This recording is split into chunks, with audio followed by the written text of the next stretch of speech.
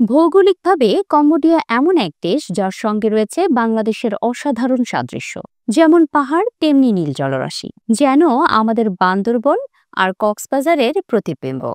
সংস্কৃতিতেও মিল খুঁজে পাওয়া যায় অনেক, কারণ এই দুই জাতিই এসেছে একই শিকড় সংস্কৃত সভ্যতা থেকে। আমাদের মতোই কম্বোডিয়ানদের প্রধান খাদ্যও ভাত, আর উৎসবে অনুষ্ঠানে তারা গায়, নাচে আর হাসে ঠিক আমাদের মতোই। এখন আসা যাক ইতিহাসের পাতায়। বিশ্বের সবচেয়ে বড় বৌদ্ধ ও হিন্দু ধর্মাবলম্বীদের মন্দির অ্যাংকর ওয়াট কম্বোডিয়াতেই অবস্থিত।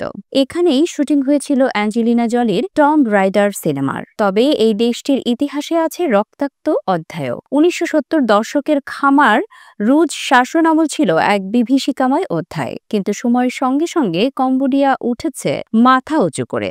দক্ষিণ পূর্ব এশিয়ার অন্যান্য দেশের সঙ্গে তাল মিলিয়ে এগিয়ে যাচ্ছে কম্বোডি। বর্তমানে দেশটিতে গড়ে উঠছে বিশ্বের নবম বৃহত্তম বিমানবন্দর, আর রাজধানী নমপেন ছাড়াও আলোচনায় আছে আরও এক শহর, তার নাম সিয়ানুকভিল।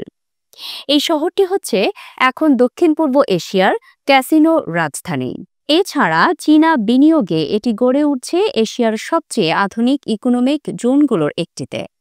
সমুদ্রের পাশে 5 স্টার হোটেল, ঝকঝকে রাস্তা আর ছবির মতো সৈকত, এক কথায় যাকে বলে ড্রিম সিটি।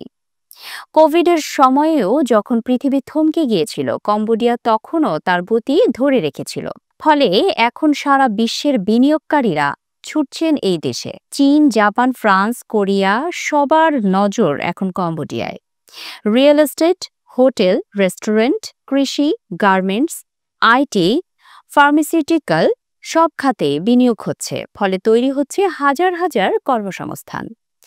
আমাদের দেশের বেকার যুবকদের জন্য কম্বোডিয়া হতে পারে এক নতুন গন্তব্য।